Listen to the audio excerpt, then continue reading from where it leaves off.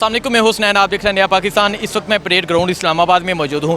خان صاحب نے کچھ منٹ قبل یہاں وزٹ کیا، یہاں کے جلسہ گاہ کو دیکھا۔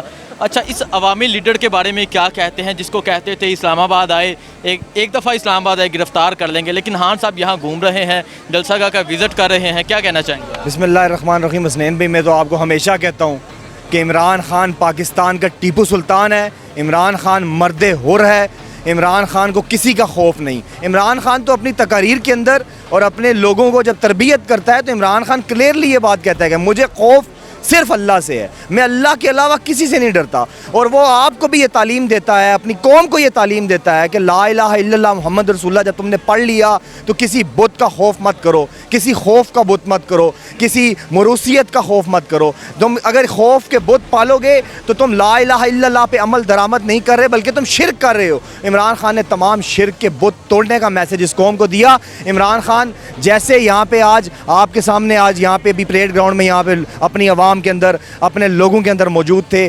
عمران خان کے آنے سے پہلے آپ نے یہ دیکھا اس جلسے کے اندر کہ جتنا پی ڈی ایم مل کر تمام پی ڈی ایم مل کر ایک جلسہ کیا کرتی ہے، اس سے بڑا جلسہ کل جلسہ ہونے سے پہلے یہاں پہ رات کے اس پہل یہاں پہ جلسہ موجود تھا۔ اور جب اپنے قائد کو دیکھا تو لوگوں نے عمران خان کی گاڑی کو اور عمران خان کے آس پاس تمام لوگوں کا جو جوش اور جذبہ تھا وہ قابل دید تھا، اور آپ تمام دوستوں نے دیکھا۔ عمران خان ایک نظریے کا نام ہے۔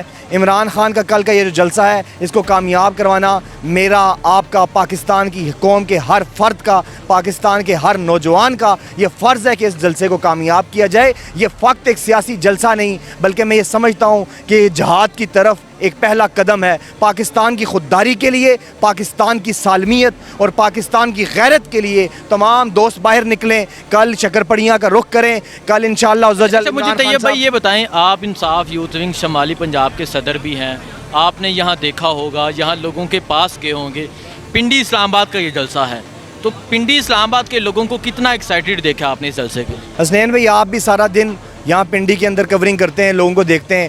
پنڈی کی عوام ہو یا پاکستان کے کسی کونے کی عوام اس ظالم اور امپورٹڈ حکومت سے تنگ آ چکی ہے۔ امپورٹڈ حکومت کی جو بدترین مہنگائی ہے، پاکستان کی تاریخ کی سب سے گندی مہنگائی اس امپورٹڈ حکومت نے جو لائی ہے، اس کو یہ عوام، پنڈی کی عوام ہو یا پاکستان کی عوام ہو، اس نے مسترد کر چکی ہے۔